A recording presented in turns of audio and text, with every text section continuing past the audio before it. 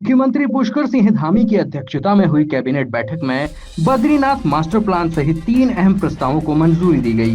बैठक में तय किया गया कि बद्रीनाथ आईएसबीटी की दीवारों पर धार्मिक और सांस्कृतिक म्यूरल वर्क किया जाएगा। सहकारिता विभाग में लेवल 2 पद सृजित कर राज्य, जिला और ब्लॉक स्तर पर समितियों का व्यवस्थित ऑडिट सुनिश्चित किया जाएगा। इसके अलावा पशुपालन विभाग के अनुसूचित जाति वर्ग के लिए 90% सब्सिडी योजना को गंगा राज डेयरी योजना में मर्ज करने का निर्णय लिया गया। सब्सिडी की नई व्यवस्था में अगली कैबिनेट बैठक में फैसला होगा। इसमें पहले केवल अनुसूचित जाति जनजाति वर्ग के लोगों को ही सब्सिडी दी जाती थी। अब इसमें सामान्य वर्ग के लाभार्थियों को भी सब्सिडी प्रदान की जाएगी। 90% 90% की सब्सिडी अनुसूचित जाति जनजाति वर्ग के लोगों को दी जाती थी। ठीक है, ये दी जाती थी जो पशुपालन विभाग की योजना थी। सेलाकोई क्षेत्र में दून पुलिस ने हॉस्टलों, होम स्टे और आवासीय भवनों का औचक निरीक्षण कर सत्यापन अभियान चलाया। अनियमितताएं पाए जाने पर 35 भवन स्वामियों पर 83 पुलिस एक्ट के तहत कार्रवाई करते हुए 3.5 लाख का जुर्माना, साथ ही 22 संदिग्धों को थाने लाकर पूछताछ की गई। यह अभियान वरिष्ठ पुलिस अधीक्षक देहरादून के निर्देशन में संचालित किया गया। केदारनाथ आपदा को 12 साल पूरे हो गए हैं, लेकिन अब भी 702 डीएनए सैंपल की पहचान नहीं हो पाई है।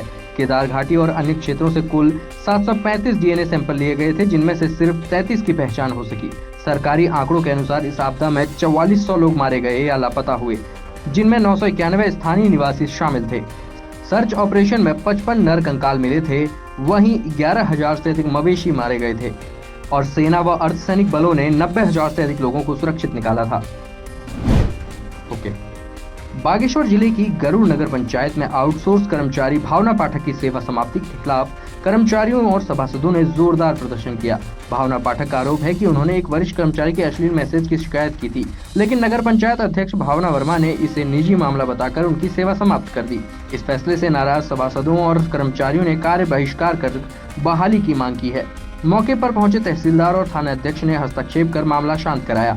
अध्यक्ष भावना वर्मा का कहना है कि मामला निजी है और भावना पाठक कानून का सहारा ले सकती हैं। मैंने कार्यालय में अध्यक्ष महोदय और बाकी जो नियमित कर्मचारी हैं उनके साथ अपशब्दों का प्रयोग, अभद्रता का प्रयोग मैंने वहाँ पर किया है। तो उनके द्वारा ये लिखा गया था कि आप 3 दिन के अंदर स्पष्टीकरण यहाँ पे प्रस्तुत करेंगे अध्यक्ष महोदय और अधिशासी अधिकारी के सामने में। तो महोदय, मेरा दूसरा दिन था शुक्रवार को, तीसरा दिन मेरा होना था शनिवार को, और शनिवार को सेकंड सैटरडे हो गया था और चौथे दिन को संडे हो गया था। तो उसके हिसाब से मेरा दूसरा दिन सोमवार को था, तीसरा दिन मेरा आज मंगलवार को पूरा था।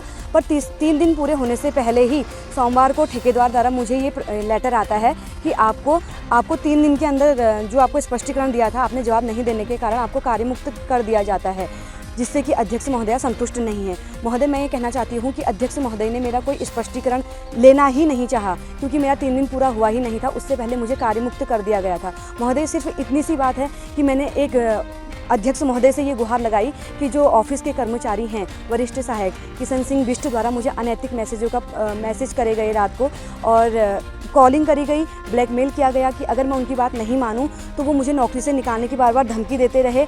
और मैं कई बार चुप हुई, कई बार मैंने सहा इस चीज़ को।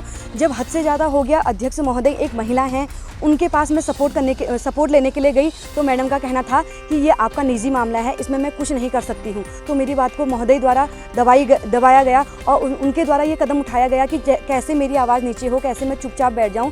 तो उन्होंने ये पत्र निकाला कि जैसे हो सके इसको कार्यमुक्त कर दिया जाए।